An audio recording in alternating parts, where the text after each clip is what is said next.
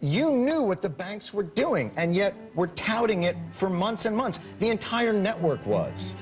And so now to pretend that this was some sort of crazy, once-in-a-lifetime tsunami that nobody could have seen coming is disingenuous at best and criminal at worst.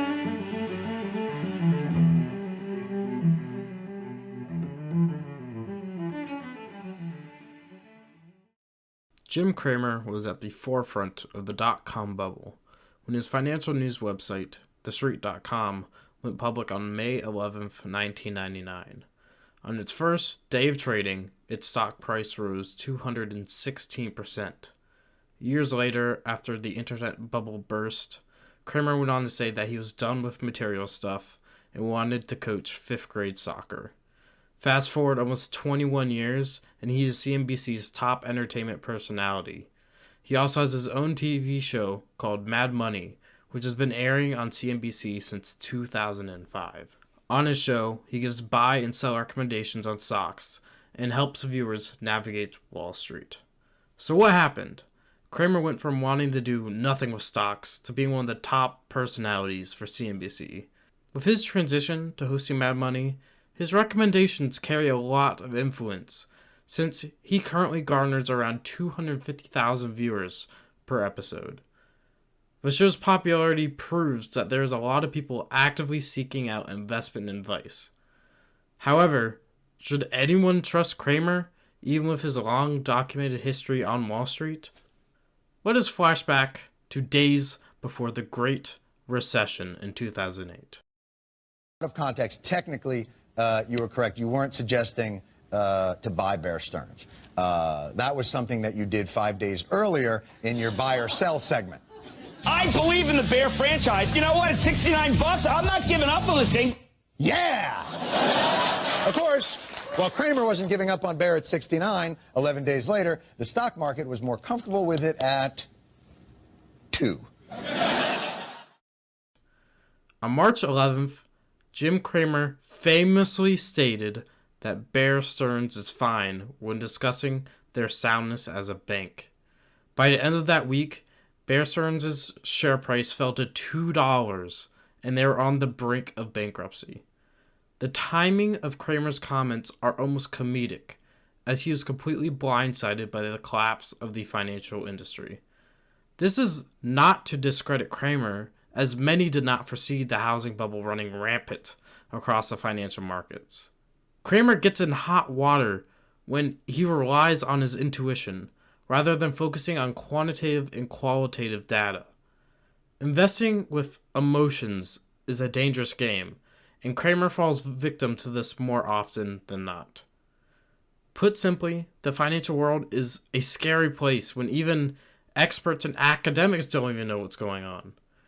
During an interview with Jim Cramer in 2009, Jon Stewart said that CNBC sells itself as financial experts, and they didn't catch on to any of this. Here, he was referring to the collapse of the housing market. But the thing I wonder about is, and this is, CNBC sells itself as financial experts. I think that's the slogan. Reporters and commentators. Right. Okay. But I believe it says we have the financial expertise that you need. In this market, it's hard to have Eddie, though. And they have the access to the CEOs. And yet, they didn't catch any of this.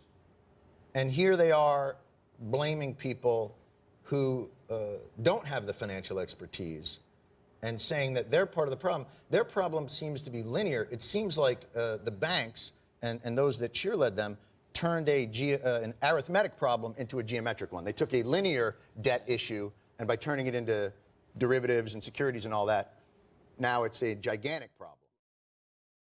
Especially when giving recommendations to buy certain stocks, Cramer's optimistic personality can so easily convince Mad Money viewers to trust him.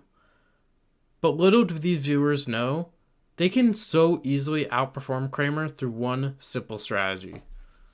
As it turns out, Cramer is not as good of an investor as everyone thinks.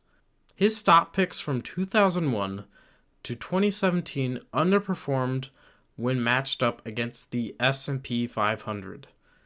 This suggests that following the quote-unquote hot stocks on the market may not prove to be the best long-term investments. Even if Cramer has the best intentions in mind when giving stock recommendations, viewers can perform substantially better when merely investing in a stock index.